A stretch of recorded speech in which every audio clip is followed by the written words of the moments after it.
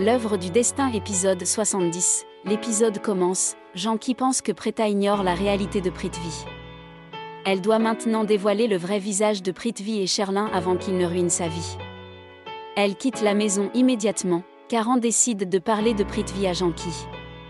Il porte une belle tenue, sinon Preta se moquerait de lui en short, puis décide de partir avec ce qu'il portait. Janki entre dans la chambre de Preta et essaie de la réveiller. Preta ne se lève pas. Janki pense que Preta et Shrishti sont comme ses propres filles, elle n'épargnera pas Prithvi et Sherlin pour ruiner leur vie. Elle donnera une leçon à Prithvi toute seule. Karan va à la cuisine chercher quelque chose à manger. Rishabh regardait dans les placards et dit qu'il n'a pas trouvé l'adu dans toute la cuisine. Karan apporte une pomme, Rishabh la lui coupe. Karan pose des questions sur Prithvi, Rishabh dit que c'est un type bien. Karan pense que Rishabh dit cela uniquement à cause de lui, sinon il n'a aucune information. Alors que Karan se dirige vers l'extérieur pour se promener, Rishabh l'accompagne. Sherlin n'arrivait pas à dormir et craignait que la mémoire de Janki ne se réveille. Elle craignait d'être déshonorée par Preta et Shrishti. Janki arrive chez Prithvi, frappe à la porte et sonne. Sherlin entend l'appel de Janki et tente de réveiller Prithvi au lit, mais il ne bouge pas. Janki appelait de l'extérieur pour lui annoncer que son heure était venue. Sherlin décide que son cauchemar est impossible et va vérifier à la porte. Avant même d'atteindre la porte principale, Janki avait décidé de partir pour la maison de Sherlin, car Prithvi ne devait pas être là. Arrivé devant la porte principale, Sherlin se maudit d'avoir supposé des choses qui n'ont jamais eu lieu. Elle s'apprêtait à fermer la porte lorsque Janki la pousse. Il demande à Sherlin pourquoi elle est si stupéfaite. Sherlin murmure que ce doit être un cauchemar. Janki répond que c'est la réalité et qu'ils doivent avoir peur, car elle sait maintenant ce qu'ils lui ont fait. Janki tient un vase et lui demande si elle continuerait son drame même si elle la frappait avec le vase comme Sherlin l'a fait. Sherlin pense avoir un souvenir. Janki dit qu'elle sait pertinemment qu'ils peuvent ôter la vie à quelqu'un pour cacher leurs actes diaboliques, mais elle n'est en vie que pour dévoiler leur véritable visage. Elle demande à Sherlin d'aller voir son amant. Sherlin tente de lui arracher le vase, mais Janki est vigilante et se défend bien, avertissant Sherlin de ne pas faire preuve de ruse cette fois-ci. Janki réveille Prithvi d'un coup de pied. Prithvi pense que c'est Sherlin et se réveille en se plaignant, mais est choquée de voir Janki. Janki le gifle violemment et pousse Sherlin avec lui sur le lit. Elle dit que le monde doit voir à quel point Prithvi est un démon, et qu'il doit être puni en noircissant son visage. Sherlin tente d'arracher le vase des mains de Janki, mais elle se défend en brandissant un couteau. Prithvi abandonne et tente de la calmer. Prithvi avoue que Sherlin et lui s'aimaient et ne pouvaient réprimer leurs sentiments. Ils ont dû comprendre qu'ils sont maintenant fiancés à d'autres personnes. Ils s'excusent également pour l'incendie de Roca. Ils ont promis de mettre fin à leur relation. Janki n'était pas idiote et n'a pas cru un mot de Prithvi. Elle presse le couteau contre le cou de Sherlin et les accuse tous deux d'avoir allumé l'incendie du temple Kumkum Bhagya. Elle maudit Sherlin d'être une honte pour les femmes. Prithvi attaque Janki et lui arrache la main. Il lui tire la tresse et dit qu'il a perdu la tête. Tant que Prithvi ne sera pas en vie, personne ne pourra harceler et blesser Sherlin, et il leur a apporté beaucoup de tension. Aujourd'hui, il va la tuer. Elle est allée seule vers lui pour se faire tuer. La nuit, Shrishti a été perturbée par la main de Preta sur elle. Elle essaie de réveiller Preta, mais Preta est irritée. Shrishti lui demande la bouteille d'eau, mais Preta refuse toute aide. Shrishti la fait chanter émotionnellement, mais doit prendre la bouteille toute seule.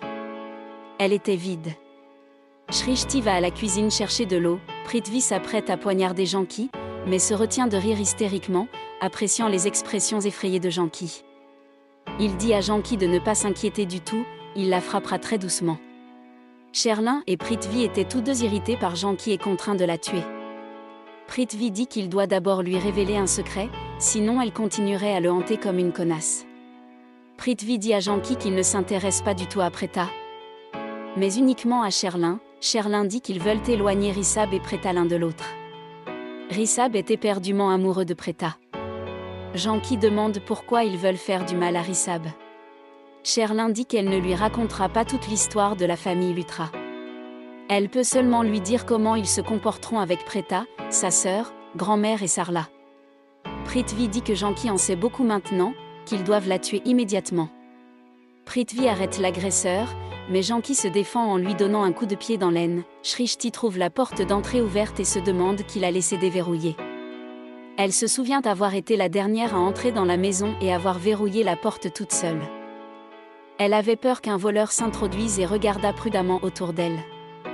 Elle trouva la chambre de Janki vide et l'appela dans la maison. Elle réveilla tout le monde. La mère de Prithvi était perturbée par Janki qui courait dans le couloir. Prithvi et Sherlin ont réussi à l'attraper et lui ont serré la bouche.